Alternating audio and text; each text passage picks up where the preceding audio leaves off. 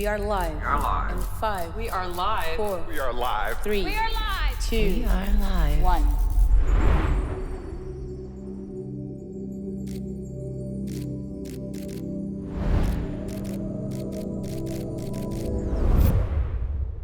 There's a version of European venture that almost didn't happen without Sonali. If you look back to 2002, she herself called it the nuclear winter of European tech, and her family members were asking her why she was doing this career. She stuck it out, she joined Accel, and has become one of the most important women in British technology, but more importantly, she's the one that founders want in their corner. An investment by her is a seal of approval. Spotify, Monzo, Hopin, company after company that defined what European tech success stories could look like. She made the Hall of Fame because it's not about her portfolio, it's the ambition for the ceiling for the ecosystem in Europe. She consistently argued that European founders look no different to their US competitors or counterparts. She spent 17 years, maybe 25 we heard, putting money behind what she believed, and we're delighted to recognize her today. Thank you to you and the EUVC team. It's really an honor, and I didn't expect it, but I'm already relishing it. And I'm very sorry I won't be there live.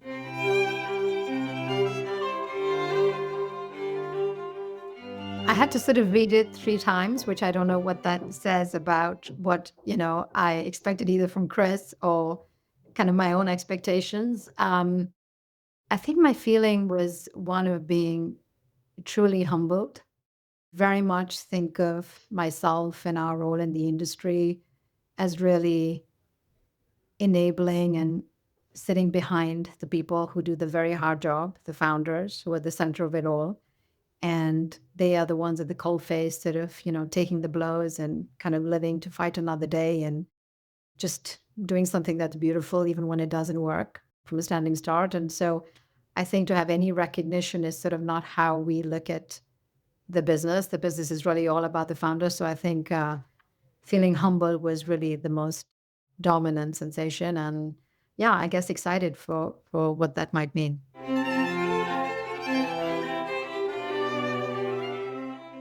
When I was looking for a summer job in the summer of 99, you can imagine this is the heyday of the .com kind of hype. I had decided that I would try to just see what Europe was all about. And that is what made me make the decision to sort of join in 2000. And I'll tell you, it was incredibly counterintuitive because of every one of my colleagues and my peers at business school and at Goldman Sachs were saying, go the other way, go west. Why are you kind of going east? I had this realization in the 3-4 months that I spent here and the time I spent trying to understand the European venture capital or European entrepreneur mindset was that the reasons people said, Europe is hard. There just isn't an ecosystem. It's fragmented. It's decades behind Silicon Valley. It's just complex really at every level. What I saw in the founders that I met were the individuals who actually, with no scaffolding, with no support, were able to create something out of nothing, despite all of those difficulties, all those complexities. They really, were true entrepreneurs, and I mean that. This is all they wanted to do. So they were made and built to do this. It was their life's mission, which I think, continues to be incredibly important when you think about backing entrepreneurs. And the second is the resilience, the grit, the passion, the vision was truly exceptional. So my thesis was, if I'm going to have the ability to back people who are exceptional, why not do in a market where you truly can see the people who can rise to the top are not just exceptional, but have all the makings to be generational.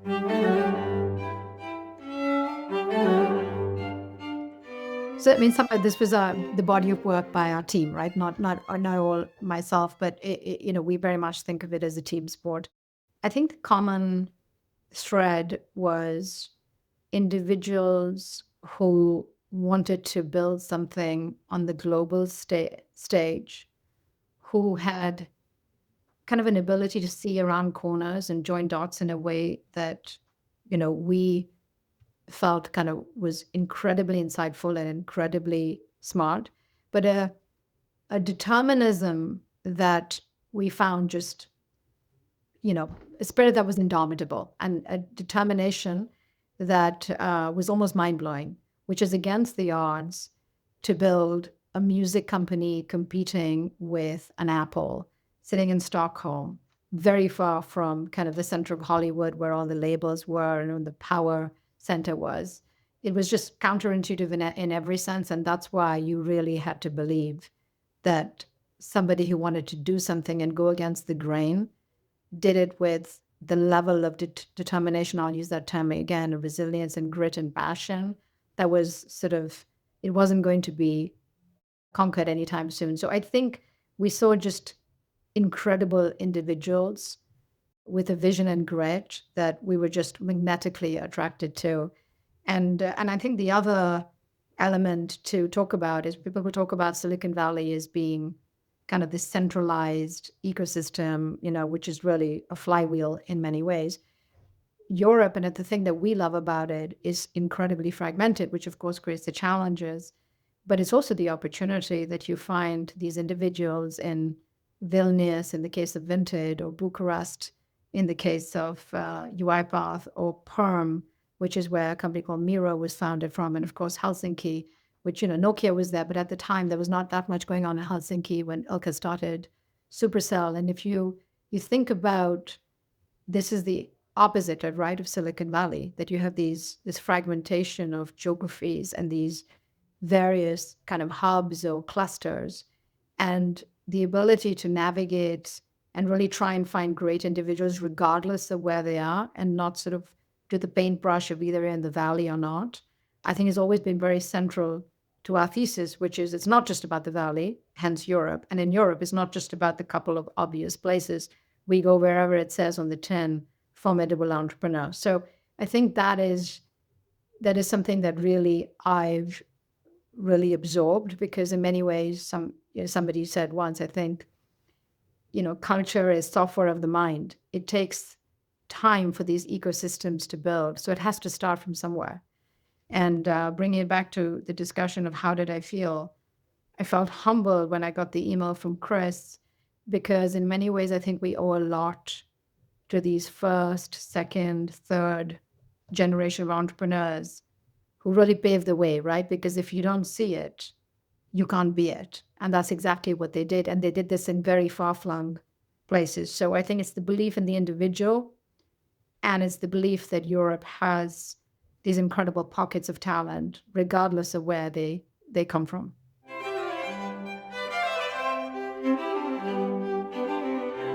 I mean, a person that I don't know how familiar her name is to everybody, especially on the entrepreneurial level, is Catherine at Horsley Bridge.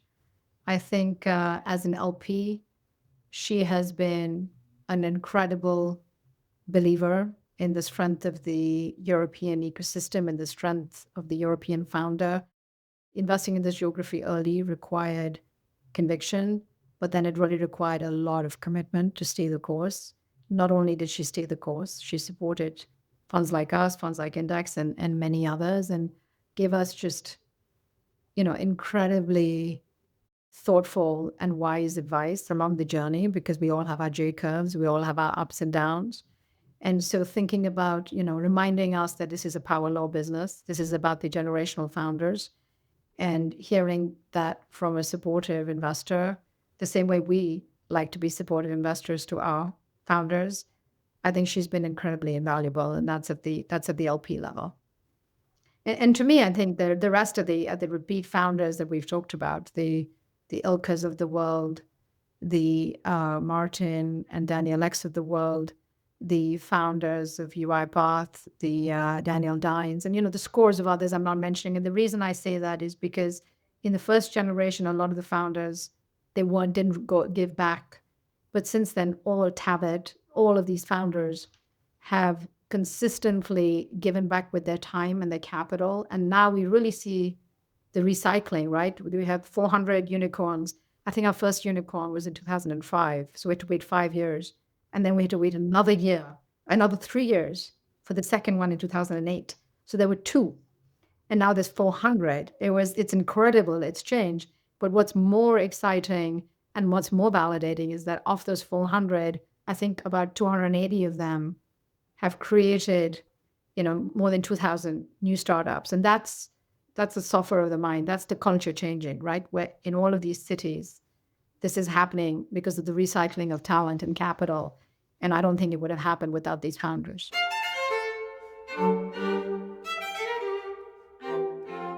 I think it's everyone's moment in some sense. There's a lot of questions being asked around AI. It is the most powerful technology force and change that we've seen, I think, in our kind of lifetimes, not least because it's a compounder of everything that comes before it. Everybody's online. Everybody understands the language of AI. It's human language, and hence the distribution has been meteoric. And I think we see about it. We see this and we read about it every day. This is part of the thesis of coming here 25 years ago. It's never been about talent. Europe has the talent, has the research talent, has the elite universities. Of course, it took time to build kind of the muscle around commercial and product talent, but we have that too, and we have that in a number of cities. So it's everyone's moment in some sense, and it's Europe's moment. I think we will be shining on the application side for a whole bunch of reasons, even though we do have DeepMind here, and we have a few frontier labs that are doing well, Mistral, etc.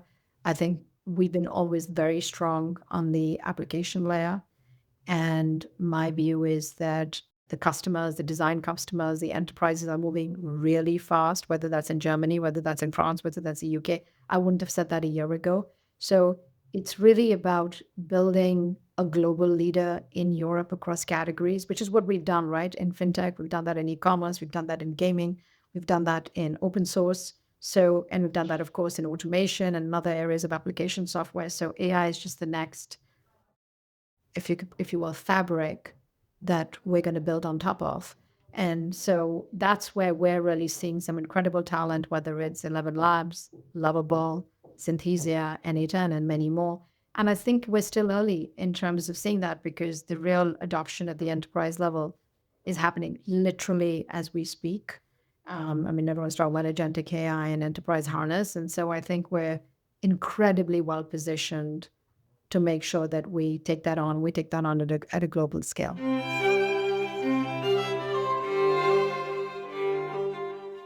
Well, again, I wish I was standing in front of everybody. I think the number one thing I will say, and it's the one thread that I keep pulling in my career, is the belief in the founder, and in the founder coming from Europe to build something magical and make a global impact and do it in a European way. And never stop doing that, never stop believing. And it's all about belief and commitment. And it's what's allowed me to be here in front of you. And I hope everyone can continue to feel it and adopt it.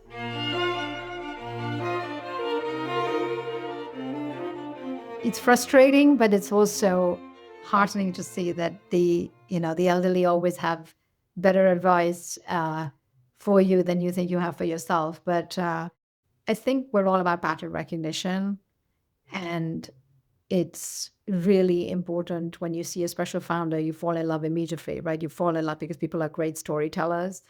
And for me, I really allow my own joining of the dots and the pattern recognition, the pattern to form when I've had some time to think about it. And there's nothing better than having a night of sleep and waking up and saying, what do you really feel? Because what you feel right after a meeting versus what you feel in the morning, it's great if it's the same thing, but more often than it's not. And I find myself giving the same advice to my team members and to my founders is, sleep on it and then see what you think, because in the cold brightness of the day, that's what you really believe. And if you're ever going to be a good investor or a good conciliary to your founders, you really have to do what you really believe.